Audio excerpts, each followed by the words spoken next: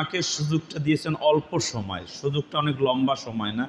কারণ আমাদের নবীর আগে যে সমস্ত নবী আলাইহিসসালাম দুনিয়াতে আসছেন, আদম আলাইহিসসালাম থেকে আমার নবী শেষ নবী, এখানে তারা অনেক হায়াত পেয়ে দুনিয়াতে মানুষদেরকে হেদায়েতের কাজ করেছেন। কিন্তু আমাদের এই যুগে এসে আমাদের হায়াত মাত্র গড় আয়ু যদি আমরা ধরি 75-65 এই পর্যন্ত যায়, অল্প সময়। কিন্তু আমাদের এই সময়টা আল্লাহ তাআলা শুধুমাত্র একমাত্র আল্লাহকে খুশি করার জন্য, রাজি করার জন্য, আখেরাত অর্জন করার জন্যই আমাদেরকে সময়টা দিয়েছেন। বলেন সুবহানাল্লাহ। এবং এই দুনিয়ার জীবন থেকে আখেরাত যে যত বেশি নিতে পারবে তার দাম আল্লাহ তাআলার কাছে তত বেড়ে যাবে। বলেন সুবহানাল্লাহ। দুনিয়াতে যেভাবে মানুষের সম্পদ বাড়লে দাম বাড়ে, দুনিয়া মানুষের কাছে পদমর্যাদা বাড়লে দাম বাড়ে, কিন্তু আখিরাতে আল্লাহ তাআলার কাছে দাম বাড়বে শুধুমাত্র যার আমল যত বেশি, যার আমল নামা যত বড়, তত তার দাম আল্লাহ তাআলার কাছে বাড়তে থাকবে। বলেন সুবহানাল্লাহ। আর এই আমলটা কিভাবে মানুষ করবে, আল্লাহ পথ কিভাবে চলবে, এই লক্ষ্যে আল্লাহ তাআলা এই দুনিয়াতে 1,24,000 নবী রসুলকে আল্লাহ তাআলা পাঠাইছেন। সকল নবী রসুলের মৌলিক কাজ ছিল একটাই, মানুষদেরকে আল্লাহর পথ দেখানো। বলেন সুবহানাল্লাহ। এক নবীর সাথে আরেক নবীর সাথে সবার দেখা হয় নাই। একজন আসার পর অনেক পরে আরেকজন আসছে, আবার একই যুগে অনেক নবী আসছে, বিভিন্ন অঞ্চলে আঞ্চলিক নবী আসছে, কিন্তু সবার কর্মসূচির মৌলিক মিল ছিল। সবার এক কর্মসূচি, মানুষদেরকে আল্লাহর পথ দেখানো, জান্নাতের পথ দেখানো, মানুষদেরকে জাহান্নামের থেকে বাঁচার পথ দেখাবার জন্য। এক কথায় মানুষের হেদায়েত, মানুষের উপকার করার জন্য, মানুষের সুখের জন্য, শান্তির জন্য আল্লাহ তাআলা এই দুনিয়াতে 1,24,000 নবী রসুলকে পাঠাইছেন। বলেন সুবহানাল্লাহ। কিন্তু আমরা এই মজলিসে যারা বসা আছি, আমরা নিশ্চিত আমরা কোনো নবী রসুলকে আমরা দেখতে পারিনি। কারণ আমাদের নবী শেষ নবী, শ্রেষ্ঠ নবী, সেরা নবী, যাকে আল্লাহ তাআলা কোরআনে খাতামুল আনবিয়া বলে ঘোষণা দিলেন। কিয়ামত পর্যন্ত দুনিয়াতে আর নবী আসবে না, নবুয়তির দরজা বন্ধ করে দিলাম। কিন্তু দুনিয়াতে তো মানুষ আসবে, মানুষদেরকে কারা আল্লাহর পথ দেখাবে, কারা মানুষদেরকে সফলতার কথা বলবে, মানুষকে মানুষত্ব শিখাবে, মানুষকে মানবতা শিখাবে, মানুষের ইসলাহ কারা করবে। আল্লাহ নবী একটা উসুল দিয়ে গেলেন, আল উলামা ওয়ারাসাতুল আম্বিয়া। কিয়ামত পর্যন্ত এক শ্রেণীর হক্কানি রব্বানি আলেমী দুনিয়াতে থাকবে, যারা মানুষদেরকে নবীদের উত্তরসূরি হয়ে মানুষদেরকে আল্লাহর পথ দেখাবে, জান্নাতের পথ দেখাবে, মানুষকে জাহান্নামের পথ থেকে বাঁচার পথ দেখাতে থাকবে। বলেন সুবহানাল্লাহ। এই জন্য আমরা এই মজলিসে যারা আমরা বসা আছি, আমরা নবী পাই নাই, নবীর সাহাবী পাই নাই, কিন্তু কোনো না কোনো হক্কানি আলেম ওলামাদের মেহনত, তালিম, তরবিয়াত, সোহবাতের কারণে আজকে কিন্তু আমরা মসজিদে আসার সুযোগটা পেয়ে গেছি। ঠিক কিনা বলেন? এবং এই মজলিসে আমরা যারা আছি, আমরা নিশ্চিত আমরা কিন্তু সবাই এক দলের, এক মতের, এক তরিকার, এক মাসলাকের, এক পীরের মুরিদও না। ঠিক কিনা বলেন? এবং আল্লাহকে পাওয়ার জন্য, আল্লাহর পথে চলার জন্য সবাইকে এক দলের, এক মতের, এক তরিকার, এক পীরের মুরিদ হওয়া জরুরিও না, সম্ভাবনা না, এবং কোশ্চিনকালে হবেও না। কারণ আল্লাহকে পাওয়ার জন্য আপনাদের কাছে যদি সাক্ষাৎকার নেওয়া হয়, দেখা যাবে আমরা অধিকাংশই মুসলমান যারা মসজিদে এসেছি, পারিবারিক সূত্রে ধার্মিক কোনো পরিবারে জন্মগ্রহণ করেছি, মা বাবা, দাদা দাদি, নানা নানি ধার্মিক, তাদের ধার্মিকতার সুবাদে আমরা অটোমেটিক মসজিদে এসেছি কোনো মাধ্যম ছাড়া। ঠিক কিনা বলেন? আবার একটা বড় অংশ আমাদের মাঝে আছে যারা কোনো হক্কানি আলেম ওলামা পীর মাশায়েখের তালিম তরবিয়াত পাওয়ার কারণে, তাদের সোহবাতে, তাদের তাওয়াজ্জুর কারণে মসজিদে উঠেছে। ঠিক কিনা বলেন? আবার আরও একটা বড় অংশ আছে যারা তাবলীগ জামাতের সময় লাগাবার কারণে, সেল্লা দেওয়া, তারপর আল্লাহর পথ ধরে মসজিদে উঠেছে। ঠিক কিনা বলেন?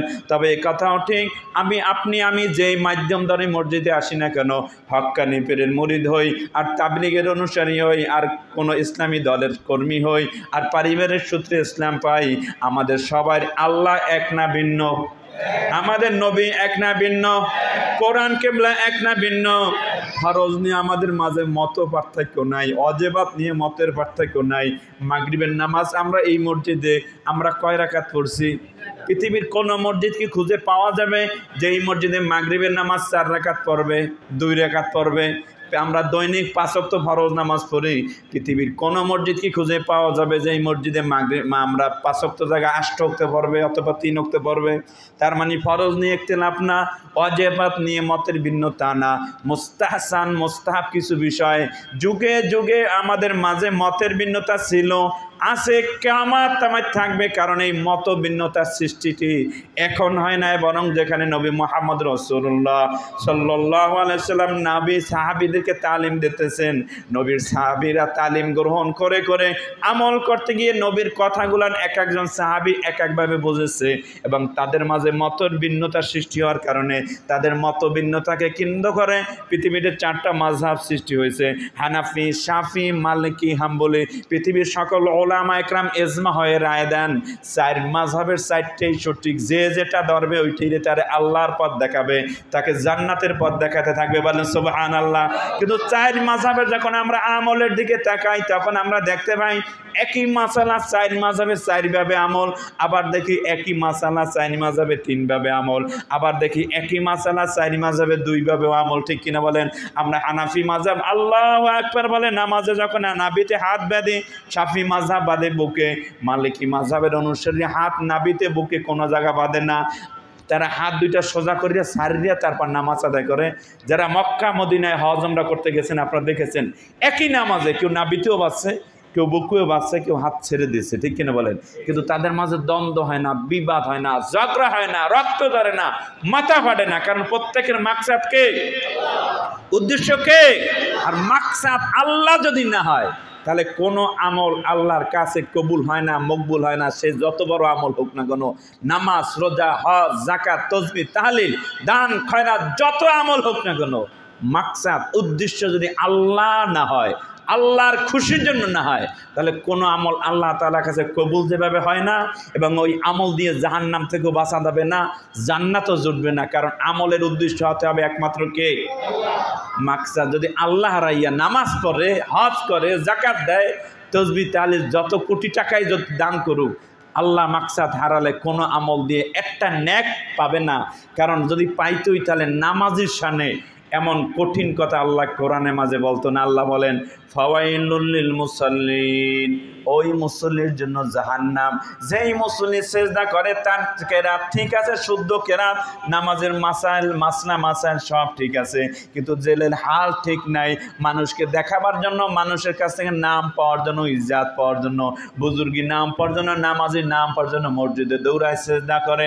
আল্লাহ বলেন দুনিয়ার মানুষ তারে নেককার, পরেজগার, ভালো মানুষ হিসেবে জানে, চেনে, শ্রদ্ধা করে, সব ঠিক আছে, কিন্তু এই মানুষটা আসলে জান্নাতি না। এই মানুষটা ফাওয়াইলুল লিল মুসাল্লিন। এই মানুষটার পরিচয় আল্লাহ দিলেন অয়েল নামক দোজখের অধিবাসী। আল্লাহ বলেন নাউজুবিল্লাহ, এদেরকে জাহান্নামী বলে আল্লাহ সম্বোধন করলেন। শুধু এতটুকুই না, মুফাসসির তাফসীর করেন জাহান্নামের ভিতরে সবই আযাব, সবই শাস্তি, কিন্তু অয়েল নামক দোজখের এই স্তরে আল্লাহ তাআলা এমন ভয়ঙ্কর শাস্তি দেবেন, জাহান্নাম পর্যন্ত আল্লাহ তাআলার কাছে পানা চাইবে যেন আল্লাহ ওই অয়েল নামক দোজখের আগুন থেকে আমার জাহান্নামের আগুনের বাঁচাও। বলেন নাউজুবিল্লাহ মিন যালিক। এমন কঠিন শাস্তির কথা নমরুদ, ফেরাউন, আবু জাহল, উতবা, সাহেবার কথা কিন্তু আল্লাহ বলে নাই। নিশ্চয়ই তাদের শাস্তি আরো ভয়ঙ্কর, আরো কঠিন হবে, কিন্তু নামাজির সামনেও কিন্তু এমন কঠিন শাস্তির কথা আল্লাহ কোরআনে বলে দিলেন। এই জন্য আল্লাহ তাআলার কাছে আমরা দোয়া করতে থাকি যেন আল্লাহ তৌফিক তো নামাজ পড়তে দিলেন, আল্লাহকে ডাকার তৌফিক দিলেন, সেজদার তৌফিক দিলেন, আপনার খুশির জন্য করারও তৌফিকটা দিয়ে দেন। বলে আল্লাহুম্মা আমিন, বলে আল্লাহুম্মা আমিন। তিরমিজি শরীফ, মুসলিম শরীফ হাদিসে রাহমাতাল লিল আলামিন নবী মুহাম্মদুর রাসূলুল্লাহ সাল্লাল্লাহু আলাইহি সাল্লাম ইরশাদ করেন, কাল কিয়ামতের ময়দানে কঠিন মুসিবতের দিনে আল্লাহ তাআলা 3 শ্রেণীর বুজুর্গ দিয়ে জাহান্নামের উদ্বোধন করবেন। বলেন নাউজুবিল্লাহ। 3 শ্রেণীর বুজুর্গ যাদেরকে দুনিয়ার মানুষ বড় নেককার, পরেজগার, মুত্তাকি, ভালো মানুষ হিসাবে জানতো, চিনতো, শ্রদ্ধা করত, সম্মান করত, কিন্তু তাদের দিল ঠিক নাই, তাদের দিলের মাকসাদ আল্লাহ হারাইছে। এমন 3 শ্রেণীর বুজুর্গ দিয়ে আল্লাহ তাআলা জাহান্নামের উদ্বোধন করবেন।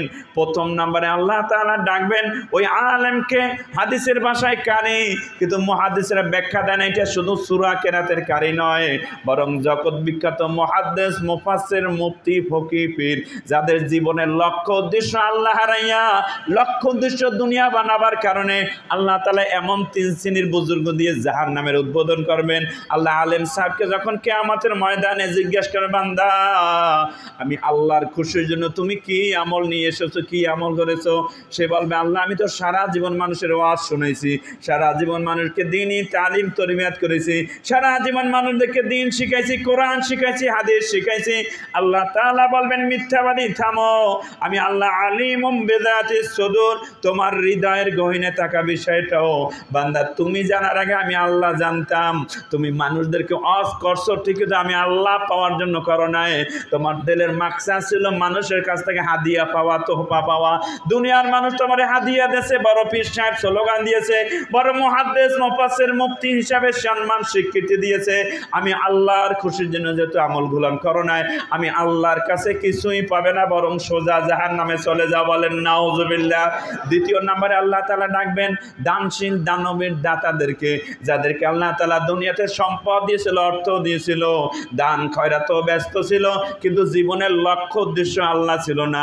মানুষের কাছ থেকে নাম ইজ্জত পাওয়ার, সম্মান স্বীকৃতি পাওয়ার আশায় দান খয়রাত করত। এমন দানবীর দানশীল দাতাকেও কিয়ামতের ময়দানে আল্লাহ তাআলা জিজ্ঞাসা করে বান্দা আমি আল্লাহর খুশির জন্য তুমি কি আমল করেছো? দানবীর আল্লাহর কাছে বলবেন আল্লাহ আমি তো সারা জীবন দান খয়রাত করেছি, হাজারো মসজিদে মাদ্রাসায় এতিমখানায় দান করেছি। আল্লাহ বলবেন মিথ্যাবাদী থামো, আমি আল্লাহ তোমার হৃদয়ের খবর জানি। তুমি দান খয়রাত করছো ঠিক, কিন্তু আমি আল্লাহ পাওয়ার জন্য করো নাই। তোমার দিলের মাকসাদ ছিল মানুষের কাছে নাম পাওয়া, ইজ্জত পাওয়া। দুনিয়ার মানুষ তোমারে দানবীর স্লোগান দিয়েছে, দাতা হিসেবে সুনাম স্বীকৃতি পৃথিবীতে ছড়িয়ে গেছে। আমি আল্লাহর খুশির জন্য যত আমলগুলান করো নাই, আমি আল্লাহর কাছে কিছুই পাবে না, বরং সোজা জাহান্নামে চলে যা। বলেন নাউজুবিল্লাহ। তিন নম্বরে ডাকবেন শহীদকে, যে যুদ্ধের ময়দানে গেছিল রণ সজ্জে সজ্জিত হয়, কিন্তু তার দিলটা ঠিক ছিল না, দিল ইসলাহ করে নাই। মানুষকে দেখাবার জন্য, মানুষের কাছে নাম পাওয়ার জন্য যুদ্ধের ময়দানে গেছিল। মনে মনে ভাবছিল যুদ্ধ করলে মানুষ বীর ডাকবে, বাহাদুর ডাকবে, যোদ্ধা ডাকবে। এই উদ্দেশ্য নিয়ে যুদ্ধের ময়দানে যাইয়া যে মারা গেছে, তাকেও কিয়ামতের ময়দানে আল্লাহ তাআলা জিজ্ঞেস করেন বান্দা আমি আল্লাহর খুশির জন্য তুমি কি আমল করেছো? সে বলবে আল্লাহ আমি তো যুদ্ধ করে করে জীবন পর্যন্ত আপনার রাস্তায় কোরবান করে আসছি। আল্লাহ বলবেন মিথ্যাবাদী থামো, আমি আল্লাহ তোমার হৃদয়ের খবর জানি। তুমি যুদ্ধ করছো ঠিক, কিন্তু আমি আল্লাহর জন্য করো নাই। তোমার জীবনের লক্ষ্য উদ্দেশ্য আমি আল্লাহ ছিল না, তোমার মাকসাদ ছিল মানুষের কাছে নাম পাওয়া, ইজ্জত পাওয়া। দুনিয়ার মানুষ তোমার বীর বাহাদুর স্লোগান দিয়েছে, শহীদের বাড়ি হিসাবে আখ্যা দিয়েছে। আমি আল্লাহর খুশির জন্য যেহেতু আমলগুলান করো নাই, আমি আল্লাহর কাছে কিছুই পাবে না, বরং সোজা জাহান্নামে চলে যাও। বলেন নাউজুবিল্লাহ। যেই ময়দানে আল্লাহ তাআলা এমন তিন শ্রেণীর বুজুর্গ দিয়ে জাহান্নামের উদ্বোধন করবেন, ওই ময়দানে আল্লাহ তাআলা উম্মতে মুহাম্মাদির কোন কোন উম্মতকে অল্প আমলের বিনিময়ে জান্নাতের ফয়সালা দিয়ে দেবে। বলেন সুবহানাল্লাহ। কোন আমলের বিনিময়ে জান্নাত দেবে? যে আমলটা শুধুমাত্র একমাত্র আল্লাহর খুশির জন্য করত, অন্য কোনো মাকসাদে না। মানুষ কি বলবে, কি ডাকবে, মানুষের তোয়াক্কা করে না তো না, শুধুমাত্র আল্লাহর খুশির জন্য আমল গুলান করত। এমন অল্প আমলের বিনিময়ে মানুষ জান্নাতে চলে যাবে। বলেন সুবহানাল্লাহ। এজন্য নবীজি বলেন আখলিস দীনাকা ইয়াকফিকাল আমালুল কলিল।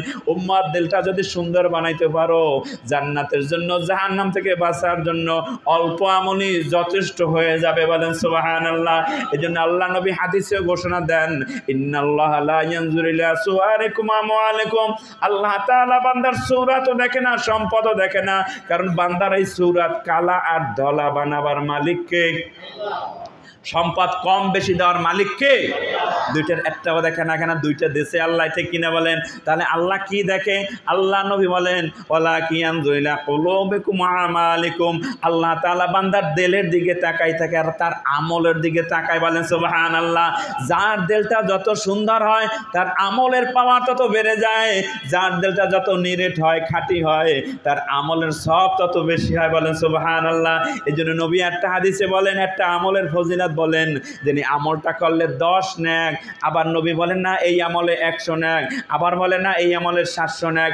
একই মজলিসে বসে একই আমলের কথা বললেন 10 নেক, আবার বলেন 100 নেক, আবার বলেন 700 নেক। যারা মুনকার হাদিস, নবীর সমালোচক, নবীর দুশমন, ওই কাফের মুশরিক বেঈমান বেদিনরা বলে নবীর মাথা খারাপ। বলেন নাউজুবিল্লাহ। একই আমলের সব 10, 100, 700 কিভাবে হয়? 10 থেকে তো 11 হবে, 12 হবে, 13 হবে, 14 হবে, 15 হবে, 100 থেকে 101 হবে, 2 হবে, হবে, 3 হবে, 4 হবে, সেই কথা না বলে একই আমলের সব বললেন 10, আবার বললে 100, আবার বলে 700। মুহাদ্দিসরা ব্যাখ্যা দেন মাথা তোদেরটাই খারাপ। আল্লাহর পয়গম্বর রাহমাতুল লিল আলামিন নবী মুহাম্মদ রাসূলুল্লাহ সাল্লাল্লাহু আলাইহি ওয়াসাল্লাম যে কথা বলছেন, কথা নবীরটাই ঠিক। বান্দার দিল যেমন তার আমলের সবও তেমন, বলেন সুবহানাল্লাহ। পৃথিবীতে যত নবীর উম্মত দুনিয়াতে আগমন করেছেন, প্রত্যেক নবীর উম্মতরা এক আমলে এক নেয়, কিন্তু উম্মতে মুহাম্মাদি হওয়ার কারণে আমাদের প্রত্যেকটা আমলের সব শুরু হয় 10 দিয়া, বলেন সুবহানাল্লাহ। সব শুরু হয় 10 দিয়া। একই মজলিসে একজনের সুবহানাল্লাহ পরে, একজনে পাইছে 10 নেক। কার সাধারণ দিল, ওই সুবহানাল্লাহ 500 জন পড়ছে, তার দিলটা আর একটু খাঁটি নিরেট হওয়ার কারণে ওই এক সুবহানাল্লাহ তসবির সব দাঁড়াই গেছে 100, বলেন সুবহানাল্লাহ।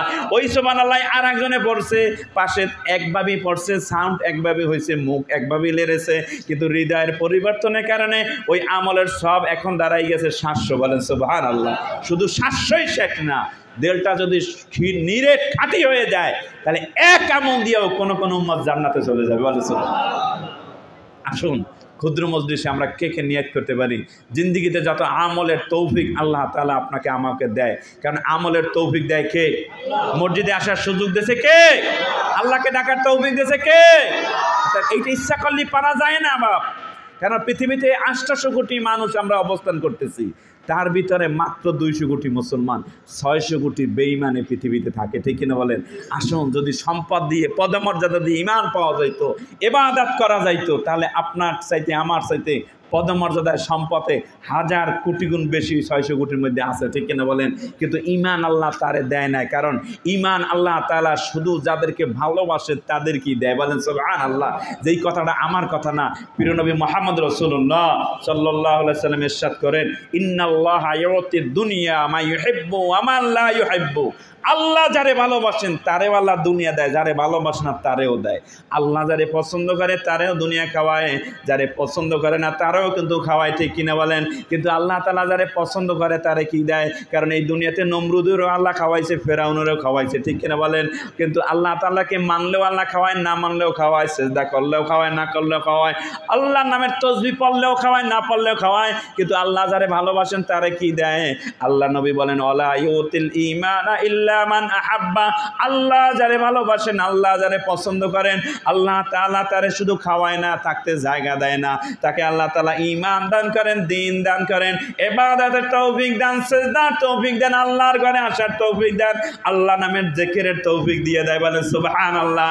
আসুন আল্লাহ, আমরা হতে পারে এই মজলিসে আমাদের আমলের ভিন্নতা আছে, এক একজনের আমল এক একভাবে, হুজুরের মতন হয়তো আমার আমল নাই, আর একজনের আমল নাই, কিন্তু আমরা সবাই কলেমা লা ইলাহা ইল্লাল্লাহু মুহাম্মাদুর রাসূলুল্লাহ সাল্লাল্লাহু আলাইহি ওয়াসাল্লাম এই দাবি নিয়ে আল্লাহর ঘর পর্যন্ত এসে গেছে, ঠিক কিনা বলেন?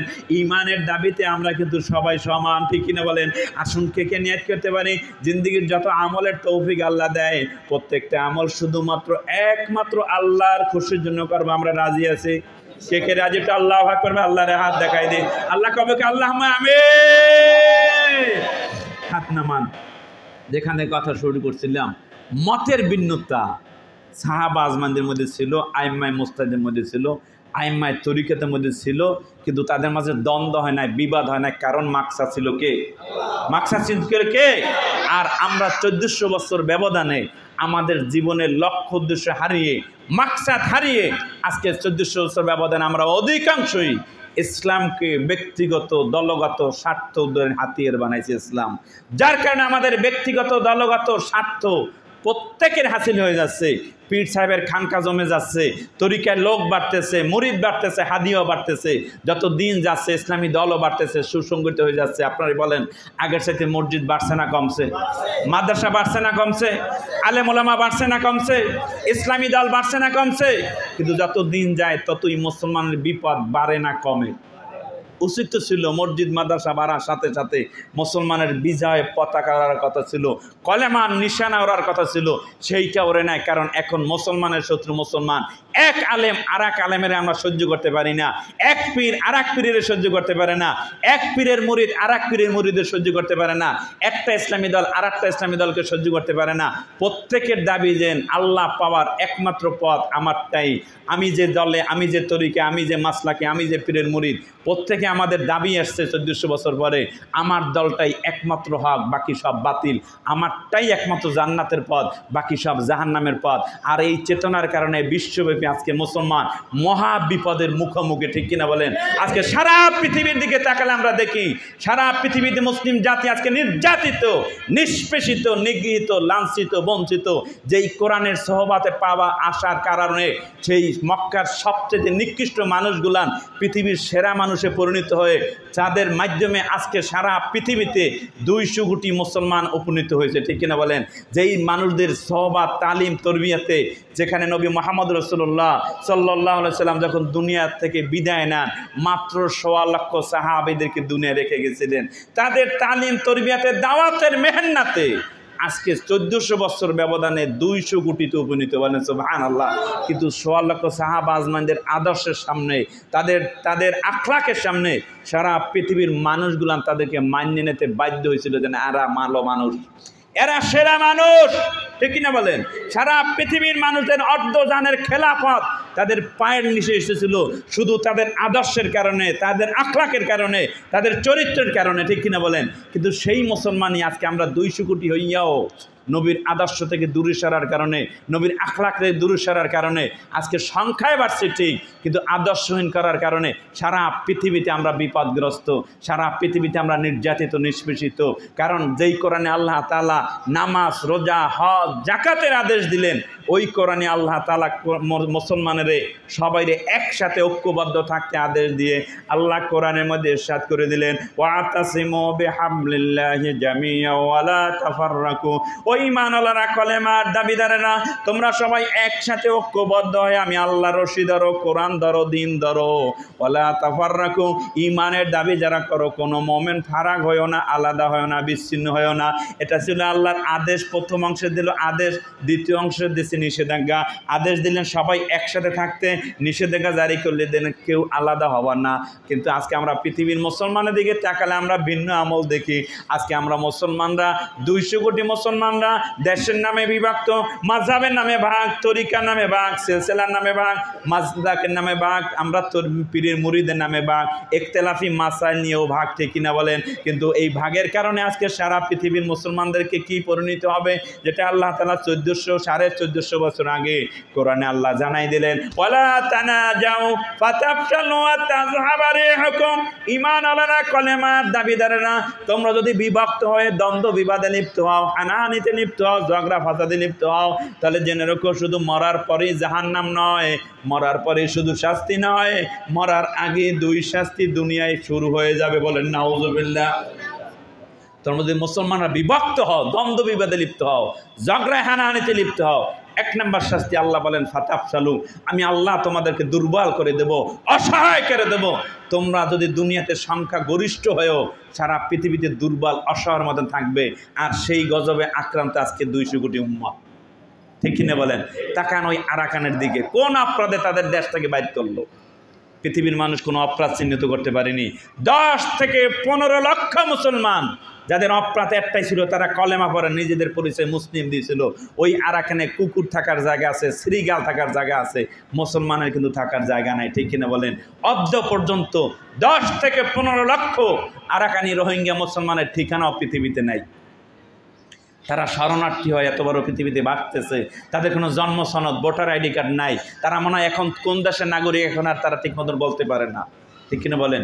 শুধু কি আরাকান, কাশ্মীর, ফিলিস্তিন, জন্মের পর থেকে আমরা শুনে আসতেছি, এমন কোনো দিন যায় না যেই দিনে কোনো না কোনো ফিলিস্তিনের রক্তে জমিনটা লাল হয় নাই, ঠিক কিনা বলেন?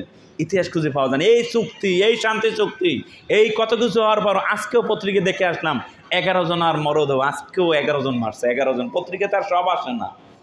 যেখানে নিষেধাজ্ঞা হলো, যুদ্ধবিরোধী চুক্তি হলো, সেখানে আজকেও 11 জন, গত ঘরে 9 জন, আগের দিনটা আমার খেয়াল নাই, এভাবে প্রতিদিন শুধু মারতেছে। তার মানে মুসলমানের কোনো রক্তের দাম নাই। আর আপনারা এখানে যারা মসজিদে আছেন, আপনারা কেউ রাগ করেন না, বুজুর্গদের আছেন, ওলামা একরাম আছেন, ফিলিস্তিনের জন্য দোয়া করেন না এমন কেউ কি আছেন? আমার তো মনে হয় পৃথিবীর এমন কোনো মুসলিম নাই যে ফিলিস্তিনের জন্য কাঁদে নাই, দোয়া করে নাই, ঠিক কিনা বলেন? এমন কোনো মসজিদ পৃথিবীতে খুঁজে পাওয়া যাবে না যেই মসজিদে ফিলিস্তিনের জন্য দোয়া হয় নাই, আর্তনাদ করে নাই। কিন্তু আমাদের এই দোয়ায়, চোখের পানিতে, আমাদের সমাবেশে, স্লোগানে একদিনের জন্য কি ফিলিস্তিনের হামলা বন্ধ হয়েছে? আপনি কি ব্যাখ্যা দেবেন? আমার কাছে যেটা মনে হয়, আমরা যখন আল্লাহর হুকুম লঙ্ঘন করে মোনাজাতে হাত পাইতে চোখের পানি জড়াই, হুকুম লঙ্ঘনের কারণে আমাদের ওই দোয়া আল্লাহর আরশ তামায় যায় না। মাগরিবের নামাজের জন্য ছিল আমাদের জন্য ফরজ, ঠিক কিনা বলেন? 3 রাকাত নামাজ আজানের পর ছিল ফরজ। এখন আমার কোনো ভাই যদি মসজিদে আসিয়া নামাজ না পড়ে অথবা ঘরে বসে, ঘরের কোনায় বসে মোনাজাত করে, মাগরিব থেকে এসা পর্যন্ত চোখের পানি ছাড়ে, তার কি দোয়া কি কবুল হবে? যদি সারা রাতও কাঁদে, দোয়া কি কবুল হবে? কারণ তাকে আগে হুকুম পালন, তারপর দোয়া। যেই কোরআনে আল্লাহ তাআলা নামাজ, রোজা, হজ, যাকাতের আদেশ দিলেন, ওই কোরআনে আল্লাহ বলেন মুসলমান সবাই একসাথে ঐক্যবদ্ধ হইয়া আমি আল্লাহর রশি ধরো, কোরআন ধরো, দিন ধরো। আল্লাহর এই হুকুমটাকে আমরা যখন লঙ্ঘন করেছি দলের নাম দিয়া, তরিকার নাম দিয়ে, মাসলাকের নাম দিয়ে, মাযহাবের নাম দিয়ে, পীরের মুরিদের নাম দিয়া আমরা যখন বিভক্তের প্রতিযোগিতা নিয়ে মসজিদে ঢুকিয়া চোখের পানিতে ভোগ বাসাই, চোখের পানির বিনিময়ে যদি রক্তও জানাই, তারপরও মনে হয় আমাদের দোয়া কবুল হবে না। কারণ আমরা হুকুম লঙ্ঘনের কারণে আল্লাহ তাআলার আযাব, গজবের মধ্যে পড়ে গেছি 200 কোটি মুসলমান, ঠিক কিনা বলেন? এটা ছিল 1 নম্বর গজব। 2 নম্বর গজবের কথা আল্লাহ বলেন, ওয়াতাযহাবারি হুকুম, দ্বন্দ্ব বিবাদে লিপ্ত হলে আমি আল্লাহ তোমাদের নাম নিশানা অস্তিত্ব দুনিয়াতে রাখবো না। বলেন নাউজুবিল্লাহ। এখানে ওলামা একরাম আছেন, বিশিষ্ট জনেরা আছেন। এখানে যে স্পেন একটা মুসলিম দেশ, যেখানে 800 বছর মুসলমানরা শাসন করেছে, কোরআনী আইনের দেশ চলেছে, 1-2 বছর নয়, 800 বছর। সেই স্পেনের মসজিদে এখন আর আল্লাহু আকবারের ধ্বনিটা হয় না। মুসলমানের মসজিদগুলোকে গোয়ালঘর, মদ্যপশালায় পরিণত করা হয়েছে। বলেন নাউজুবিল্লাহ। ইমাম বুখারীর নাম নিশ্চয়ই আপনারা শোনেন, যার নাম অনুসারে বুখারী শরীফ। বাংলাদেশের তাবলীগ জামাতের কিছু ওলামাদের কাছ থেকে শোনা, ওনরা গেছিল তাজাকিস্তানের বুখারায়। বুখারার শাইখুল হাদিস চোখের পানি ছেড়ে দিয়ে বাংলাদেশে আলেমদের কাছে বলতেছিলেন, দেখেন ইমাম বুখারীর মসজিদ, ওই মসজিদ দাঁড়িয়ে আছে ঠিক, কিন্তু 85 বছরেও আল্লাহু আকবারের ধ্বনি কিন্তু বুখারীর মসজিদে হয় নাই। বলেন নাউজুবিল্লাহ। যেই জায়গায় বসে ইমাম বুখারী রাহমাতুল্লাহ আলাইহি মানুষদেরকে হাদিস শোনাতেন, হাদিসের দর্শ দিতেন, ওই জায়গাটারে পর্যন্ত মদ্যপশালা, পেশাখানায় পরিণত করা হয়েছে। বলেন নাউজুবিল্লাহ। আসুন, আমাদের এই দ্বন্দ্ব আর বিবাদের কারণে সারা পৃথিবী থেকে মুসলমানের নাম নিশানা মুছে যাচ্ছে, সারা পৃথিবীর মুসলমানরা মাজলুম হয়ে যাচ্ছে, সারা পৃথিবীর মুসলমানরা আর্তনাদ জানাচ্ছে। পৃথিবীর মানচিত্রের দিকে তাকালে আমরা দেখি যেইখানে রক্ত ঝরে, এইটা অন্য কোনো জাতি, অন্য কোনো ধর্মের অনুসারীদের না। রক্ত মানি সেখানে মুসলমানের রক্ত, ঠিক কিনা বলেন? এই পৃথিবীর দিকে তাকালে আমরা দেখি যেখানে আর্তনাদ, যেখানে আহাজারি, অন্য কোনো জাতি, অন্য কোনো ধর্মের অনুসারীদের আর্তনাতে, আহাজারিতে পৃথিবীর আকাশ বাতাস বাড়ি হয় না। যেখানে আহাজারি সেখানে মুসলমান, যেখানে আর্তনাদ সেখানে মুসলমান। অথচ এই মুসলিম জাতিকে আল্লাহ তাআলা কোরআনের মধ্যে শ্রেষ্ঠ উম্মাত, শ্রেষ্ঠ জাতি হিসাবে কোরআনে আল্লাহ উল্লেখ করে ঘোষণা দিলেন, কুনতুম খায়রা উম্মাতিন উখরিজাত লিন-নাস। হে নবী, আপনার উম্মাতকে আপনি জানাইয়ে দেন, তারা কিন্তু পৃথিবীর অন্যান্য জাতি, অন্যান্য ধর্মের অনুসারীদের মতন সাধারণ মানুষ না। আপনাকে যেভাবে নবীদের সর্দার বানাইছি, রাসূলদের সর্দার বানাইছি, আপনার প্রত্যেকটা উম্মাত উম্মাতের সর্দার। বলেন সুবহানাল্লাহ। আজকে সেই উম্মাত সারা পৃথিবীতে নির্যাতিত, নিষ্পেষিত, নিগৃহীত, লাঞ্ছিত, বঞ্চিত। এর কারণ এটা নয় যেন আমাদের মসজিদ কমে গেছে, মাদ্রাসা কমে গেছে, আলেম কমে গেছে, ইসলামী দল কমে গেছে, কিন্তু সব কিছু বাড়া সত্ত্বেও আমরা নবীর আদর্শ থেকে দূরে সরার কারণে, আল্লাহর এই হুকুম লঙ্ঘনের কারণে সারা পৃথিবীর মুসলমান মাজলুম। মুসলমানদের ঐক্যের দাওয়াত আলহামদুলিল্লাহ সকল প্রান্ত থেকে চলতেছে, যুগ যুগ ধরে চলতেছে। ঐক্যের ঐক্যকে অস্বীকার করে এমন কোনো আলেম পৃথিবীতে খুঁজে পাওয়া যাবে না। প্রত্যেক আলেম ঐক্যের ওয়াজ করে। আমরা ঐক্যের যখন দাওয়াত দিই, হক্কানিয়া দরবার থেকে ঐক্যের দাওয়াত হয়, প্রত্যেকটা ইসলামী দল থেকে ঐক্যের দাওয়াত হয়, কিন্তু তারপরও মুসলমান ঐক্যবদ্ধ হতে পারছে না। কারণ হিসেবে আমাদের কাছে যারা চিহ্নিত হয়েছে, আমি যখন ঐক্যের দাওয়াত দিই, আমার রেজাল্ট আসছে থাকে সবাই আমার কাছে আসছে ঐক্যবদ্ধ হতে হবে। কোন ইসলামী দল থেকে যখন ঐক্যের দাওয়াত আসে, তার দাওয়াত থেকে সব দল ভাঙ্গা এই দলের কর্মী হয়ে ঐক্যবদ্ধ হতে হবে। কোনো হক্কানি পীর থেকে যখন ঐক্যের দাওয়াত আসে, তার দাওয়াত থেকে সব পৃথিবীর মানুষগুলান এই পীরের মুরিদে ঐক্যবদ্ধ হতে হবে। আর এই কারণে মুসলমান ঐক্যবদ্ধ হতে পারছে না, কারণ ইসলামের ঐক্য কোনো দল কেন্দ্রিক নয়, ইসলামের ঐক্য কোনো মত কেন্দ্রিক হতে পারে না, ইসলামের ঐক্য কোনো তরিকা কেন্দ্রিক হতে পারে না, ইসলামের ঐক্য কোনো পীর কেন্দ্রিক হতে পারে না, ইসলামের ঐক্য কোনো দরবার কেন্দ্রিক হতে পারে না। ইসলামের ঐক্য হবে ইসলাম কেন্দ্রিক, ইসলামের ঐক্য হবে কলেমা লা ইলাহা ইল্লাল্লাহ মুহাম্মদ রাসূলুল্লাহ কেন্দ্রিক। ঠিক কিনা? আমরা যারা কলেমা লা ইলাহা ইল্লাল্লাহ মুহাম্মদ রাসূলুল্লাহ আমরা যারা পড়তেছি, আমাদের মূল পরিচয় একটাই, আমি মুসলমান। ঠিক কিনা বলেন? ঠিক কিনা বলেন? আপনি কোন মাযহাবের, কোন তরিকার, কোন মাসলাকের অনুসারী, ওইটা আমার জানা দরকার নাই ভাই। আপনার সাথে হয়তো আমার মাসালায় মেলে নাই, মাসলাকে মেলে নাই, তরিকা মেলে নাই, সিলসিলা মেলে নাই, কিন্তু আপনার সাথে আমার ইমানে মিলছে, কলেমায় মিলছে। ঠিক কিনা বলেন? অর্থাৎ ইমানে যার সাথে মিল, কলেমা যার সাথে মিল, তার সাথে আমার যত মতের ভিন্নতা হোক, যত দলের পার্থক্য হোক, তরিকার পার্থক্য হোক, তার সাথে আমার শত্রুতা নাই। কারণ কোরআন আল্লাহ বলেন, ইন্নামাল মুমিনুনা ইখওয়াতুন, যারা এই কলেমা পড়বে, ঈমানওয়ালা আছে, পৃথিবীর যেই প্রান্তে যেই অঞ্চলে থাকুক না কেন, ঈমানের দাবিতে তাম পৃথিবীর মোমেন একজন আর একজনের ভাই। বলেন সুবহানাল্লাহ। মুফাসসির সাহেব তাফসীর করেন, এদিকে চাচতো ভাই না খালাতো ভাই না ফুফাতো ভাই, কারণ আমরা চাচতো ভাইরও ভাই বলি, খালাতো ভাইরও ভাই বলি, ফুফাতো ভাইরও ভাই বলি, কিন্তু আল্লাহ বলেন মোমেন মোমেনের ভাই। এদিকে কোন ভাই? মুফাসসিরে জাম একমত হয়ে রায় দেন, এইখানে ইখওয়াতুন দিয়ে আল্লাহ তাআলা এক মায়ের পেটের বাইরে বুঝায়। বলেন সুবহানাল্লাহ। অতএব আপনার সাথে জীবনে আমার প্রথম দেখা হতে পারে, সাক্ষাৎ হতে পারে, আপনার সাথে আমার বংশের পরিচয় নাই, এলাকার পরিচয় নাই, কিন্তু আপনার সাথে আমার ঈমানের সম্পর্ক, কলেমার সম্পর্ক। ঠিক কিনা বলেন? আর এই কলেমার সম্পর্কটাকে মূল সম্পর্ক ধরে যখন আমরা আগাইতে পারবো, তখনই আবার মুসলমান এক প্ল্যাটফর্মে ঐক্যবদ্ধ হতে পারবে। ঠিক কিনা বলেন? কিন্তু আমরা যখনই বিভিন্ন দলে মতে, তরিকা, সিলসিলা ভিত্তিক ঐক্যবদ্ধ করার চেষ্টা করব, তখন সারা পৃথিবীর মুসলমান যাবে ব্যর্থ হয়েছে, সামনেও ব্যর্থ হবে। আসুন, আমাদের মাঝে মতের ভিন্নতা এটা যুগ যুগ ছিল, আছে, কিয়ামতময় থাকবে। ইমামে আজম আবু হানিফা রাহমাতুল্লাহ তাআলা একটা ঐতিহাসিক ঘটনা বলবো। উনি একবার হজে আসছেন, ওই বছরই মালিকি মাযহাবের ইমাম সাহেব হজে আসছেন। ইমামে আজম আবু হানিফা রাহমাতুল্লাহ তাআলা হজে আসছে যখন শোনেন মালিকি মাযহাবের ইমাম সাহেব হজে আসছেন, ওনার দিনের মধ্যে মহাব্বত জানলো, কারণ তারা প্রত্যেকে নবীর আশেক ছিল, প্রত্যেকে নবীর পাগল ছিল।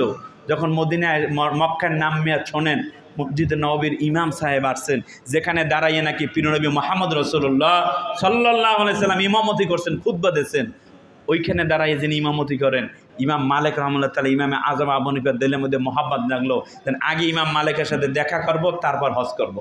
এখন মক্কার অলিতে গলিতে খোঁজে, যারে পারে, যারে সামনে পায় তারই জিজ্ঞেস করে, ভাই আপনি কি ইমাম মালিককে চেনেন কিনা? আপনারা যারা হজ উমরা করছেন, আপনারা দেখেছেন লক্ষ লক্ষ মানুষ একসাথে হজ উমরা করে, সাথে সাথে যদি হারিয়ে যায়, সেইটাই খুঁজে পাওয়া অনেক কঠিন বিষয়। কিন্তু সেই যুগে ইমামে আজম আবু হানিফা যারে খোঁজে, তারা এবার চেহারায় চেনে না, পাওয়াটা অসম্ভবই। ঠিক কিনা বলেন? কিন্তু আল্লাহ যখন মিলেই দেয় তখন পাওয়া যায়। উনি মক্কালে অলিতে গলিতে খোঁজ দিয়েছেন, যারে পারে সামনে পায় তারে জিজ্ঞেস করেন। ভাগ্যক্রমে মসজিদে নববীর একজন মুসল্লি সামনে পড়ছে, উনি যে যারে সামনে পায় তারে জিজ্ঞেস করে, ওনারও জিজ্ঞেস করে, ভাই আপনি কি মালিকের চেনেন কিনা, আমার একটু দেখাই দেন। উনি বলে, আমি শুধু চিনি না, আমি তো মসজিদে নববীর মুসল্লি, ওখানে দাঁড়িয়েই তো আমি নামাজ পড়ি ইমাম মালিকের পিছনে। আপনি যদি এইভাবে কিয়ামত সময় খোঁজেন, ওনারে খুঁজে পাবেন না। আপনি যদি ওনার পাইতে চান, আমার সাথে চলেন, আমি দেখাই দিতে পারবো কোন খিমায় উনি আছেন। বলেন সুবহানাল্লাহ। এখন ওই মুসল্লি সাহেব ইমামে আজম আবু হানিফার চলতেছেন ইমাম মালিকের সন্ধানে, যেই খিমার ভিতরে ইমাম মালিক রাহমাতুল্লাহ তাআলা বসা আছেন, ওনার কাছে যাই দেখাই দিলেন, এখানে ইমাম মালিক বসা আছে, আপনি দেখা করেন। ইমামে আজম আবু হানিফা রাহমাতুল্লাহ তাআলা ভক্তি শ্রদ্ধা নিয়ে কাছে যাইয়ে সালাম দিলেন, আসসালামু আলাইকুম ওয়া রাহমাতুল্লাহ। ইমাম মালিক ওয়ালাইকুম আসসালাম ওয়া রাহমাতুল্লাহ বলে, ওনার মাথা থেকে পা পর্যন্ত তাকাই বলেন, ভাই আপনার দেখে তো পরিচয় মানুষের মতন মনে হয় না, এবং আপনার চেহারায় বোঝায় না মক্কা মদিনা এমন হয় আপনার বাড়ি নয়। আপনার বাড়ি কোথায়, কোন এলাকায়, আপনার বাড়ি কোথা থেকে আসছেন? ইমামে আজম আবু হানিফা স্মরণে উত্তর দেন, হুজুর আমার বাড়ি কুফা, আমি কুফা থেকে আসছি। এই কথাটা শুনে ইমাম মালিক রাহমাতুল্লাহ তাআলা একটু শব্দ বলছেন, একটু মজা করে, তিরস্কারমূলক একটা শব্দ, আল কুফা লা ইউফা। কুফাবাসীরা ওয়াদা খেলাপকারী, তারা নবীর পরিবারের সাথে ওয়াদা রাখেনি। কারবালার প্রান্তরে সেই ঘটনার দিকে ইঙ্গিত করে একটু তিরস্কারমূলক শব্দ বলছেন। ইমামে আজম আবু হানিফা রাহমাতুল্লাহ তাআলা যেহেতু জগৎ বিখ্যাত মুহাদ্দিস, মুফাসসির, ফকি, ওই কথার জবাবে কোনো উত্তর না দিয়ে তাৎক্ষণিকভাবে কোরআন শরীফে আয়াত তেলাওয়াত করলেন। ওয়ামিন আহলিল মাদিনাতি মারাদু আলান নিফাক, সূরা তওবার 101 নম্বর আয়াত, যার তরজমা দাঁড়াইছে এই যে ভাই আপনি ইমাম মালিক আপনি আমার কুফাবাসী হিসেবে তিরস্কার করলেন, কুফাবাসী অপরাধী আছে তাই বলে সবাই অপরাধী না, আর আপনি মদিনা থেকে আসছেন তাই বলে আবার মদিনা মানুষ সব যে ফেরেশতা তাও কিন্তু না। এই আয়াতের মফহুম আছে মদিনার মধ্যেও কিন্তু মুনাফিকও আছে। এই উত্তর শুনে ইমাম মালিক রাহমাতুল্লাহ তাআলা হতবাক হয়ে তাকাই রইলেন, এইটা তো কোনো সাধারণ মানুষ না, এটা কোনো সাধারণ আলেমের পক্ষেও সম্ভব না। কথার জবাবে তাৎক্ষণিকভাবে কোরআনে আয়াত দিয়ে কথার জবাব দেওয়া। উনি ইমাম মালিকের দিলের মধ্যে হয়তোবা আল্লাহ তাআলা এলকা করছেন যে এই ব্যক্তি কি হতে পারে। ইমাম মালিক তাৎক্ষণিকভাবে বলে ফেলাইলেন, এইভাবে কথার জবাবে কোরআনে আয়াত দিয়ে কথার যাওয়ার যোগ্যতা থাকলে পৃথিবীতে একজনারই আছে আমার দৃষ্টিতে, তিনি হলেন ইমামে আজম আবু হানিফা। আমার দিল বলতেছে আনতা আবু হানিফা, বলেন সুবহানাল্লাহ। ইমামে আজম আবু হানিফা বলেন যে হুজুর আপনার ধারণা ঠিক, অনেক কষ্ট করে আপনার পর্যন্ত এসেছি, আপনার কাছে আমি দোয়ার দরখাস্ত। ইমাম মালিক ভাই বলেন ভাই এত তাড়াতাড়ি আপনি যান কই? হজের কার্যক্রম শেষ করে মসজিদে নববীতে 2 ভাই বসবো, আলোচনা করব, তারপর বিদায় হব। হজের কার্যক্রম শেষ, নির্দিষ্ট 4-5 দিনের যখন শেষ হয়ে গেল, মসজিদে নববীতে ইমাম আজম আবু হানিফা রাহমাতুল্লাহ তাআলা তাশরীফ আনলেন, ইমাম মালিকও চলে আসলেন। 2 মাযহাবে 2 ইমাম একসাথে বসছেন, কথা বলতেছেন, আলোচনা করতেছেন। মুয়াজ্জিন সাহেব তো আজানের টাইমটা ভালো চেনেন, মুয়াজ্জিন সাহেব যখন দেখছে আজানের ওয়াক্ত শেষে তো আজান দিয়ে দিয়েছে, এখন তো ইমামতির সুযোগ, কে করবে ইমামতি আর কে হবে মুসল্লি।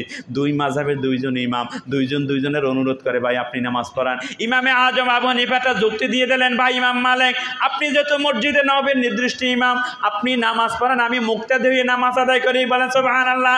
এখন ইমাম মালিক রাহমাতুল্লাহ তাআলা মেহরাবে দাঁড়াইয়া নামাজের ইমামতি শুরুর আগে এলান শুরু করলেন, মুসল্লিরা আজকের এই নামাজে ইমামে আজম আবু হানিফা রাহমাতুল্লাহ তাআলা উপস্থিত। উনি আল্লাহরে রাজি করার জন্য, খুশি করার জন্য আল্লাহ নবীর হাদিস থেকে আস্তে আমিনের হাদিসের উপরে আমল করে, আর ওই আল্লাহরে রাজি খুশি করার জন্য আমি ইমাম মালিক আমি জোরে আমিনের হাদিসের উপরে আমল করি। আমার কাছে জোরে আমিনের হাদিসটা বেশি সঠিক, তাই আমি জোরে আমিন হাদিসটার উপরে আমল করি। ইমামে আজম আবু হানিফার কাছে আস্তে আমিন হাদিসটা বেশি সহি, তাই উনি আস্তে আমিন হাদিস উপরে আমল করে। ইমাম আজম আবু হানিফার সম্মানার্থে, ওনার মাযহাবের সম্মানার্থে উনি যদি আজকে এখানে ইক্তেদা করবেন, আজকের নামাজে কেউ জোরে আমিনের হাদিসের উপরে আমলটা করেন না, এই অনুরোধটা করলেন ইমাম মালিক, যিনি সারা জীবন জোরে আমিনের হাদিস উপরে আমল করছেন। এই অনুরোধ করে তাকবীরে তাহরিমা বেদে সূরা ফাতিহা শেষ করে যখন গায়রিল মাগদুবি আলাইহিম ওয়ালাদ-দাল্লিন এসে গেল, বিগত দিনে তো সবাই একযোগে আমিন বলতো, কিন্তু ইমাম সাহেব নিষেধ করার কারণে আজকে আর কেউ জোরে বলে না, আস্তে সুপে সারে বলছে, কিন্তু পিছনে একজন একটু জোরে আমিন দিয়েছে। ইমাম মালিক সালাম ফিরেই মুসল্লি দিকে ফিরে বললেন, ভাই নিষেধ করার পরেও আজকে জোরে আমিনের হাদিসের উপর আমলটা কে করলেন? তখন ইমামে আজম আবু হানিফা, যিনি সারা জীবন আস্তে আমিনের হাদিসের উপর আমল করেছেন, তার অনুসারীকে বলছেন এইটাই বেশি সঠিক। ইমামে আজম আবু হানিফা দাঁড়াই বলেন, হুজুর জোরে আমিনের হাদিসের উপর আমলটা আজকে আমি আবু হানিফা করছি, বলেন সুবহানাল্লাহ। এটা ছিল দৃষ্টান্ত, এক মাযহাবের ইমাম হইয়া আর এক মাযহাবের ইমামকে সম্মান, স্বীকৃতি, শ্রদ্ধার দৃষ্টান্ত। কিন্তু 1400 বছর ব্যবধানে এই দৃষ্টান্তটা এখন রূপান্তরিত হয়েছে যুদ্ধে। দলে মতে তরিকার নাম মেলনি মাথা ফাটাও, তাদের ইসলাম থেকে বাইর করিয়ে দাও, তারে বাতিল করিয়ে দাও, এইটাই আমাদের কালচার হয়ে গেছে, ঠিক কিনা বলেন? কারণ আমাদেরকে নাস্তিক মুরতাদ তাম পৃথিবীর বেঈমান সব ঐক্যবদ্ধ হয়ে গেছে মুসলিম নিদানের কর্মসূচিতে। তারা সারা পৃথিবীর মুসলমানদেরকে নিদানের একটা নীল নকশা এঁকেছে, যার বাস্তবায়ন সারা পৃথিবীর সকল মুসলিম দেশে চলতেছে। আপনারা যারা ইরান ইসরায়েল যুদ্ধ দেখেছেন, ওই যুদ্ধের 1-2 দিন পরে আমি মিডিয়ায় দেখছি, কয়েকটা মিডিয়ায় আছে, ইরানে একটা বড় মসজিদ, যে মসজিদের একজন ইমাম সাহেব 15 বছর নামাজ পড়াইতেছে, পাগড়ি ছাড়া কোনোদিন তারা কেউ দেখে নাই। কিন্তু এই যুদ্ধের পর প্রমাণ হয়েছে ইমাম সাহেব আসলে মুসলমান না, ইহুদি মোসাদের এজেন্ডা ছিল, বলেন নাউজুবিল্লাহ। আমরা গত বছর কুড়িগ্রাম জেলা ফুলবাড়ি উপজেলা সফরে গেছি, গত বছর আমরা ওইখানে উপজেলা পরিষদ মসজিদের প্রোগ্রাম, ওলামা একরাম আমাদেরকে নাম প্রোগ্রামের পরে বললেন, হুজুর আমাদের ইউনিয়ন একটা নাওডাঙ্গা ইউনিয়ন, যে ইউনিয়নের একজন ইমাম সাহেব 5 বছর ইমামতি করছে, 5 বছর পর প্রমাণ হয়েছে ইমাম সাহেব খ্রিস্টান, বলেন নাউজুবিল্লাহ। সলমানের বর্তমানে পিসাবুদের মুখে শুনছি কুমিল্লা ক্যান্টনমেন্ট মসজিদের ইমাম দ্বারা বসছে হিন্দু রয়্যাল এজেন্ট। ইমাম সাহেবরা জিজ্ঞেস করেন, একজন ইমামকে সহি শুদ্ধ মতন ইমামতি করতে হলে 1 যুগ সাধনা করে দেয়া, তারপর এখানে এসে আল্লাহু আকবার দিয়ে নামাজ পড়ায়, ঠিক কিনা বলেন? তাহলে একজন বেঈমানকে কত যুগ সাধনা করাইয়া মুসলমানের মসজিদের মেহরাবে বসাইলো, মাহফিলের স্টেজে উঠাইলো। উদ্দেশ্য এই মাহফিলের স্টেজ থেকে, এই মেহরাব থেকে খুব সহজে মুসলমানের বিরুদ্ধে মুসলমান লাগাইয়ে দেওয়া যায়। আর তাদের সেই ষড়যন্ত্রের ফাঁদে পড়িয়া আমরা মুসলমান এখন মসজিদে রক্ত জড়াই, মসজিদে এসে ঝগড়া করি, তরিকার ঝগড়া, সেলসেলার ঝগড়া, মাসলাকের ঝগড়া হয়। সেই কঠিন সময় নাস্তিক মুর্তা যখন সব ঐক্যবদ্ধ হয়ে গেছে, আমরা মুসলমানরা বিভক্তের প্রতিযোগিতায় ব্যস্ত হয়ে গেছি। ঠিক কিনা বলেন? বাংলাদেশে ওলামা একরাম একটা জরিপ করছেন, কয় পার্সেন্ট মুসলমান মসজিদে ওঠে নামাজ পড়ে? বাংলাদেশে ওলামাদের জরিপ হচ্ছে, যাদের নাম খতিয়ানে পর্সায় মুসলিম নাম, জন্ম সনদ, ভোটার আইডি কার্ডে মুসলমান, মসজিদে তালাশ করলে গড়ে 10% ওঠে না। কয় পার্সেন্ট? তাহলে যত খেদমত আমাদের দেশে আছে, তাবলিগ জামাতের খেদমত, হক্কানি পীর মাশায়েখদের খেদমত, ইসলামী দল সময়ের খেদমত, এই সকল খেদমতের রেজাল্ট কিন্তু 10% মাত্র। ঠিক কিনা বলেন? এই খেদমত যদি আরও 10 গুণও বাড়ে, তারপরেও 100% মুসলমান মসজিদে উঠবে না, 100% মুসলমান মসজিদে আসবে না। তাবলিগ ইসলামের ময়দানে যদি আরও 10 গুণ লোক যায়, হক্কানি পীরের মসজিদে আরও 10 গুণও যদি হয়, ইসলামী দলের কর্মী যদি আরও 10 গুণ যায়, তারপরও 100% মুসলমান মসজিদে আসবে না। কিন্তু আমরা দেখতেছি ভিন্নতা, যত দিন যাচ্ছে খেদমত বাড়ে ঠিক, কিন্তু খেদমত যেটু বাড়ে তার সাথে খেদমতের দ্বন্দ্ব, তরিকায় তরিকায় যুদ্ধ, সেলসেলায় সেলসেলা যুদ্ধ, মাসলাকে মাসলাকে যুদ্ধ, দরবারে দরবারে যুদ্ধ। ঠিক কিনা বলেন? আসুন সেই কঠিন সময় নাস্তিক মুর্তা যখন আমাদের নিধনের ব্যস্ত হয়ে গেছে, আমরা যখন 10% মসজিদে আসি, 10% আসছি আবার 10 ভাগ। 10% মসজিদে উঠলে 10 ভাগ। কোন কোন অঞ্চল আমরা গিয়ে দেখেছি 10 ভাগে থামে না, তারা 15-20 ভাগও হয়। ঠিক কিনা বলেন?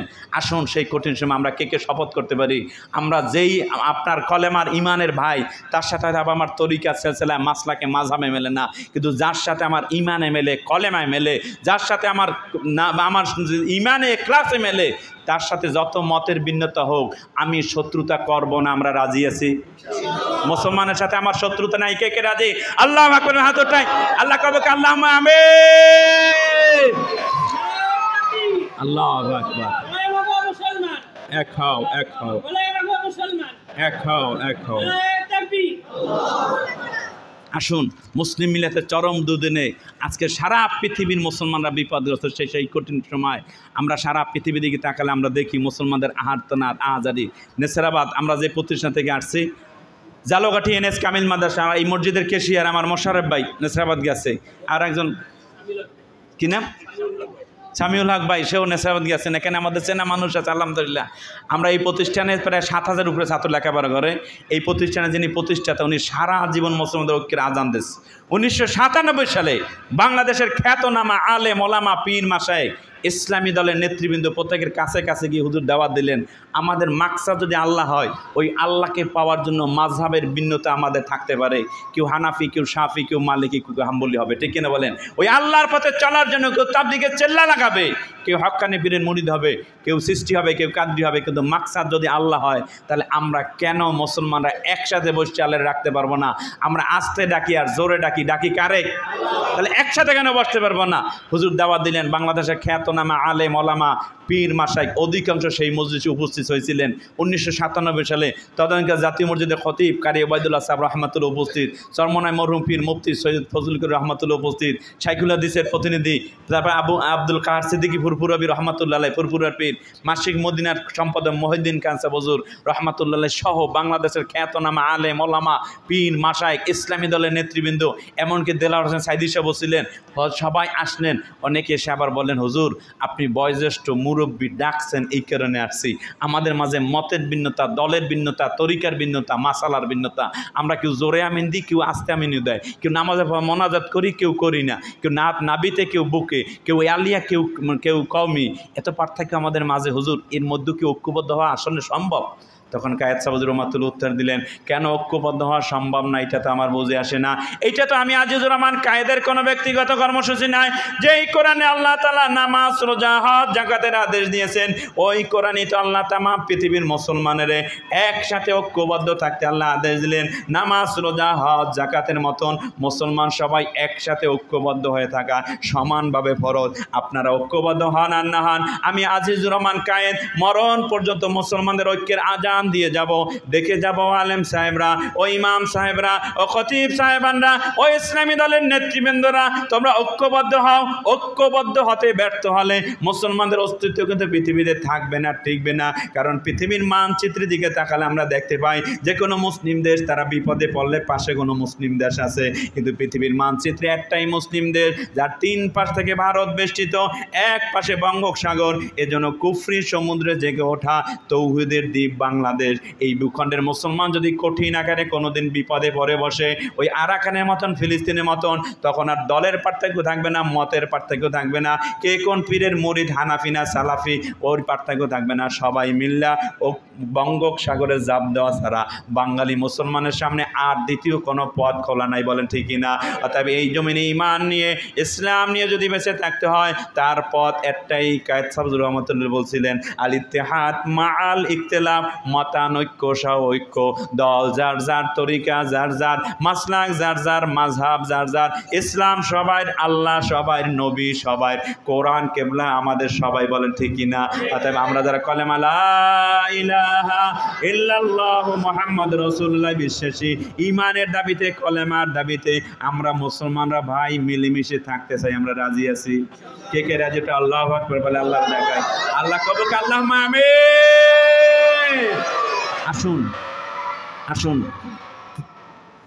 হযরত কায়েদ সাবজুর রহমতুল্লাহ প্রতিষ্ঠান থেকে এই দাওয়াত এখন পর্যন্ত আলহামদুলিল্লাহ চলতেছে, যে তুমি আল্লাহকে পাওয়ার জন্য যেই দলে, যেই মতে, যে তরিকায়, যে চ্যালেঞ্জ থাকো, কিন্তু ঈমানের দাবিতে সবাই আবার একসাথ হও, বলে আলহামদুলিল্লাহ। অতএব এই লক্ষ্যে হযরত কায়েদ সাবজুর রহমতুল্লাহ প্রতিষ্ঠানে আগামী নভেম্বর মাসের 21-22 তারিখ বাৎসরিক মাহফিল আমি আপনাদেরকে দাওয়াত দেব। সুযোগ পাইলে একটু মাহফিলে যাবেন, চেষ্টা করা জানেন ইনশাআল্লাহ। মসজিদের সভাপতি ফজলুর রহমান ভাই আছে, মসজিদের সেক্রেটারি নাম কি জানি, সিরাজুল ইসলাম ভাই আছেন এখানে, আর কেশিয়ার হিসাবে মানে সদস্য কেশিয়ার সাহেব মোশাররফ ভাই আছেন, সে তো রাহাবার হিসেবে পথ চিনিয়ে নিতে পারবে। আপনাদেরকে আমি দাওয়াত দেবো, যারা সুযোগ পাবেন যাবেন। আর জালগড়ে যদি নাও যাইতে পারেন, হযরত কায়েদ সাবজুর রহমতুল্লাহ একটা প্রতিষ্ঠানে কাছায় আছে, এখান থেকে 800-850 মিটার দূরে, মালিবাগ মোড়, মৌসুক মোড়ের মাঝখানে, আয়শা শপিং সেন্টারের অপোজিট সাইডে, যেখানে প্রতি ইংরেজি মাসের শেষ শনিবার মাগরিব থেকে এশা পর্যন্ত মুসলমানদের ঐক্য কীভাবে হবে, ঐক্যের পথটা কী, এটার উপরে আলোচনা, পর্যালোচনা, মত বিনিময় হয়। হুজুরের একমাত্র সাহেবজাদা, যিনি জালকাঠি এনএস কামালউদ্দিন মাদ্রাসার প্রিন্সিপাল ছিলেন, প্রিন্সিপাল থেকে ইস্তেফা দিয়ে আলেম ওলামা পীর মাশাইখকে দুয়ারে দুয়ারে ঘুরতেছেন মুসলমানদের কীভাবে এক হবে এই কর্মসূচি নিয়ে। আপনাদেরকে আমরা দাওয়াত দেবো, অন্তর্পক্ষে সুযোগ পাইলেই মালিবাগ মোড়, মৌসুক মোড়ের মাঝখানের এখানে খানকায় শেষ শনিবার হাঁটতে যাইতেও 5-10 মিনিটের বেশি সময় লাগে না। আমি তো ফজর পড়ছি 10 থেকে 15 মিনিট সর্বোচ্চ হইলে, জামটাম থাকলে লাগবে। একটু সুযোগ পাইলে যাইতে পারবেন ইনশাল্লাহ, যাবেন কারা কেন ইনশাল্লাহ। আল্লাহ কবে আল্লাহুম্মা আমিন। এই কাফেলার ইনশাল্লাহ আমরা যেখানে যাই, আমরা জালকাঠি যাওয়ার জন্য যাদের দাওয়াত দিলাম, জালকাঠি যাওয়ার জন্য যাদের দাওয়াত দিলাম, উপদেষ্টা হিসেবে আমাদের বজলুর রহমান ভাই আমাদের মসজিদের সহসভাপতি থাকবেন, মুআল্লিম হিসেবে হযরত মাওলানা সলিমুল্লাহ হুজুর, এবং হাফেজ কারি মাওলানা মফিজুর রহমান, হাফেজ মোহাম্মদ শাহ আলম এই মসজিদের মুয়াজ্জিন সাহেব থাকবেন। আর এই কাফেলার আমির হিসাবে আল্লাহ মোহাম্মদ শেখ সিরাজুল ইসলাম মসজিদের কেশিয়া সাহেবের দিয়ে গেলাম। আল্লাহ কবুল করুন, আল্লাহুম্মা আমিন। এবং আমার সাথে আমাদের সমীরুল হক ভাই, আর আরিফুর রহমান, খোরশেদ আলম ভাই, সেক্রেটারি হিসেবে আমাদের মোশাররফ হোসেন খান, একটু জালকাঠি নিয়ে যাবেন আপনি ইনশাল্লাহ, যেহেতু আপনি পথটা চেনেন ভালো, জুয়ান মানুষ আছে গোসাইতে ইনশাল্লাহ। এবং সাথে আমাদের অ্যাডভোকেট মোহাম্মদ বাসু খান, আসাদুজ্জামান, ফারুক হোসেন, নাসির উদ্দিন, আব্দুর রহিম, জাহাঙ্গীর আলম, হারুন আর রশিদ, আরিফ বিল্লাহ, আবুল কালাম ভাই আমার আছে, খানকার পাশে বাড়ি ছিল। হ্যাঁ, খানকার পাশে জাহাঙ্গীর ভাই কই? জাহাঙ্গীর ভাই দেখছিলাম 2 জায়গা, জাহাঙ্গীর ভাই আছে খানকার পাশে, এরা খানকার প্রতিবেশী। আল্লাহ তাআলা মুসলিম মিলাতে চরম দুদিনে আমাদের ক্ষুদ্র আয়োজন যেন মুসলমানদের ঐক্যবদ্ধ করার জন্য আল্লাহ কবুল করুন, আল্লাহুম্মা আমিন। কোনো মুসলমানের সাথে বিবাদ দ্বন্দ্ব হলে আমরা একটা আমল দিই সবার কাছে, যেন ভাই তোমার সাথে আমার যেহেতু মাসলাকে মেলে না, তরিকে মেলে না, সেলসিলা মেলে না, কিন্তু ইমানে যেহেতু মেলে, তোমার সাথে আমি ঝগড়া করবো না। এই আমলটা করতে পারবেন ইনশাল্লাহ। আমরা 3টা ছোটোদের পরামর্শ দিই। 1 নম্বর পরামর্শ, মুসলিম মিলাদের চরম দুর্দিনে আমরা 1 নম্বর পরামর্শ, আল্লাহর কাছে একটু দোয়া করি যেন আল্লাহ সারা পৃথিবীর মোমেন সব এক বানাই দাও। এই দোয়াটা আমরা সবাই করতে পারবেন ইনশাল্লাহ, পারবেন ইনশাল্লাহ। 2 নম্বর পরামর্শ, আপনার মুসলমান ভাই দলে মতে তরিকা সিলসিলায় কোনো জায়গায় মেলে না, কিন্তু ইমানে যেহেতু মেলে, তার সাথে অন্তর্ভাগে দ্বন্দ্বের শুরুটা পৃথিবীর সবাই করলেও আমি করব না। আমরা রাজি আছি? দ্বন্দ্বের শুরুটা আমি করব না। কে কে রাজি? আল্লাহরে দেখাই, আল্লাহ কবে আল্লাহুম্মা আমিন। 3 নম্বর পরামর্শ, এই পথের বাধা শয়তান, কারণ শয়তান ভালো করেই জানে শয়তান ভালো করেই জানে মুসলমান ঐক্যবদ্ধ হয়ে গেলে বিজয় মুসলমানের আসবে, ঠিক কিনা বলেন? এই জন্য মুসলমান যাতে ঐক্যবদ্ধ হতে না পারে, সৃষ্টির শুরু লগ্ন থেকে মানুষের পিছে ইবলিস লাগাস। কিন্তু তার একটাই শপথ আল্লাহর কাছে, আল্লাহ আমারে যখন জান্নাত থেকে বাইর করে দিলেন, জাহান্নাম ঠিকানা বানাই দিলেন, আমি কোনো মানুষকে জান্নাতের দুয়ারে আসতে দেবো না। বলেন নাউজুবিল্লাহ। কোরআন শরীফে আয়াত দিলে, আমি যেহেতু সময় নেই বলবো না, সেই শয়তান আছে না মারা গেছে? শয়তান থেকে বাঁচা লাগবে কি লাগবে না? শয়তান থেকে বাঁচার একটা পরামর্শ দিয়ে আমার কথা শেষ। বুখারী এবং মুসলিম হাদিস, নবী মুহাম্মদ রাসূলুল্লাহ সাল্লাল্লাহু আলাইহি ওয়াসাল্লাম ইরশাদ করেন, আর শয়তানু জাসিমুন আলা কলবি ইবনে আদম, আদম সন্তানের হৃদয় গাঁটিতে, মনোগাঁটিতে শয়তান গাপ্পি মারিয়ে আসন গড়িয়ে বসে থাকে। বলেন নাউজুবিল্লাহ। নবী বলতেছেন আদম সন্তান হৃদয়ের মধ্যে শয়তান বসা থাকে, মুক্ত কিন্তু আপনি আমি কেউ নাই, ঠিক কিনা বলেন? তবে মুক্ত থাকার জন্য নবী মুহাম্মদ রাসূলুল্লাহ সাল্লাল্লাহু আলাইহি ওয়াসাল্লাম একটা পরামর্শ দিলেন। এই শয়তান থেকে বাঁচার জন্য ট্যাঙ্ক, গোলাবারুদ, যুদ্ধ বিমান, তলোয়ার, রাইফেল দিয়ে শয়তান থেকে বাঁচা যায় না। শয়তান থেকে বাঁচার একটাই বুদ্ধি, নবী মুহাম্মদ রাসূলুল্লাহ সাল্লাল্লাহু আলাইহি ওয়াসাল্লাম বললেন, ইযা যাকারাল্লাহ খানাসা, বান্দা যখনই আল্লাহ নামের জিকির করবে, সাথে সাথে ওই হৃদয়টা শয়তান থেকে মুক্ত হয়ে যাবে। বলে সুবহানাল্লাহ। অতএব আল্লাহ নামের জিকিরকারীর হৃদয়ের মধ্যে শয়তান বসতে পারবে না। ওয়াইদা গফালা ওয়াসওয়াসা, নবী বলেন যখনই বান্দা আল্লাহর জিকির থেকে গাফেল হবে, আল্লাহর স্মরণ থেকে গাফেল হবে, সাথে সাথে ওই হৃদয়টা শয়তানের দখলে চলে যাবে। অতএব এই শয়তান, এই হাদিস থেকে বোঝা যায় যতক্ষণ পর্যন্ত কোনো না কোনোভাবে আল্লাহর স্মরণে আপনি আমি থাকবো, অতক্ষণ পর্যন্তই শয়তান থেকে মুক্ত থাকবো। যখনই আল্লাহর স্মরণ থেকে গাফেল, সাথে সাথে আমার হৃদয়টা শয়তানের আস্তানা হয়ে যাবে। আসুন, এই শয়তান আমাদের বন্ধু না শত্রু? শত্রু না বন্ধু? অতএব আমাদের শরীরের বডির রাজধানী, আমাদের হৃদয় থেকে শয়তানকে আমরা উৎখাত করতে রাজি আছি ইনশাআল্লাহ। আপনি কোনো তরিকায় থাকেন অথবা না থাকেন, তরিকারে হালাল জানেন অথবা হারাম জানেন, কলেমা লা ইলাহা ইল্লাল্লাহর জিকির করতে কোনো বাধা আছে? বেশি বেশি কলেমার জিকির করে আমাদের হৃদয়টা শয়তান থেকে মুক্ত বানাইতে আমরা পারবেন ইনশাআল্লাহ? পারবেন ইনশাআল্লাহ। যারা হক্কানি পীরের মুরিদ আছেন, পীরের তালিম মোতাবেক জিকির করেন, আর যারা কোনো তরিকায় নাই, তাদেরকে নবী মুহাম্মদ রাসূলুল্লাহ সাল্লাল্লাহু আলাইহি ওয়াসাল্লাম বলেন, যে দৈনিক 100 বার কলেমার জিকির করবে, ওই বান্দা যখন হাসরের ময়দানে উঠবে, ওই বান্দার চেহারাটা পূর্ণিমার চাঁদের মতন উজ্জ্বল হবে। বলেন সুবহানাল্লাহ। অথবা আমরা 100 বার কলেমার জিকির মরণ পর্যন্ত ছাড়ব না, আমরা রাজি আছি ইনশাআল্লাহ? আল্লাহ কবে আল্লাহুম্মা আমিন। সর্বশেষ কথা, নবী মুহাম্মদ রাসূলুল্লাহ সাল্লাল্লাহু আলাইহি ওয়াসাল্লামের তরিকায় যদি আমল না হয়, কোনো আমল আল্লাহর কাছে কবুল হয় না, মকবুল হয় না, ঠিক কিনা বলেন? আর পৃথিবীর সকল ওলামা একরাম একমত, নবীর তরিকা আমল শুধু তারাই করতে পারে যাদের কলবে নবীর মহব্বত আছে, ঠিক কিনা বলেন? আর নবীর মহব্বত হৃদয়ের মধ্যে আসে শুধু একটা আমলে, যে যত বেশি নবীর উপরে দুরূদ পড়বে, অত বেশি তার দিলের মধ্যে নবীর মহব্বত পয়দা হবে। বলেন সুবহানাল্লাহ। এই জন্য নবীজি বলেন, আমি নবীর উপরে কেউ যদি একবার দুরূদ পড়ে, আল্লাহ নবী বলেন তার উপরে আল্লাহ 10টা রহমত নাজিল করবে। বলেন সুবহানাল্লাহ। আমি নবীর উপরে কেউ যদি 10 বার দৈনিক 100 বার দুরূদ পড়ে, আল্লাহ নবী বলেন তারে পুরস্কার দেবে আল্লাহ 3টা। 1 নম্বর পুরস্কার, ওই মানুষটাকে আল্লাহ নেফাক থেকে মুক্ত বানিয়ে দেবে। 2 নম্বর পুরস্কার, জাহান্নাম থেকে আল্লাহ মুক্তি দিয়ে দেবে। বলেন সুবহানাল্লাহ। 3 নম্বর পুরস্কার, শহীদদের সাথী বানাই জান্নাতে ডাকবে। অতএব আপনাদেরকে আমি বলবো, বাবা, আমরা 100 বার দৈনিক দুরূদ শরীফ যদি পড়তে পারি, আপনি যেই দুরূদ পারেন, যেইটা সহজ ওইটা পড়েন, অথবা ওলামাদের শিখানো সবচেয়ে ছোট দুরূদ সাল্লাল্লাহু আলাইহি সাল্লাম, সাল্লাল্লাহু আলাইহি সাল্লাম, সাল্লাল্লাহু আলাইহি সাল্লাম, এই দুরূদটা পড়া যাবেন ইনশাআল্লাহ? পারবেন ইনশাআল্লাহ? তাহলে 100 বার দুরূদ শরীফ, 100 বার কলেমার জিকির, মরণ পর্যন্ত কারা কারা ছাড়বো না? একটু আল্লাহু আকবার, আল্লাহর দেখো। আল্লাহ কবুল, আল্লাহুম্মা আমিন।